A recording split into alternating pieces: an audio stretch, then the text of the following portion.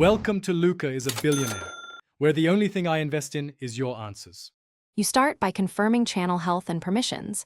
Make sure you can access YouTube Studio and Analytics. Once done, verify your Google account and link any brand account so data flows correctly. Next, plan 3 to 5 pillar videos and a playlist layout that encourages continuous viewing. You want viewers to stay. Record with consistent intros and clear CTAs. Use timestamps and chapters when appropriate, because structuring content from the first upload improves watch patterns and retention. Now focus on the execution that increases watch time. Craft a strong first 15 seconds, hook quickly, then deliver value in logical segments. Once done, use chapters to let viewers jump, but encourage linear watching with playlists that autoplay related content. Make thumbnails and titles consistent to raise click-through and lower drop-off.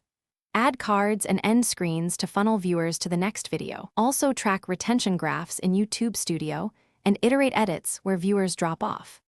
Publish with complete metadata, clear descriptions, relevant tags, captions, and a pinned comment linking to the next video. Once live, monitor audience retention and traffic sources for 48 to 72 hours. Identify where viewers bail.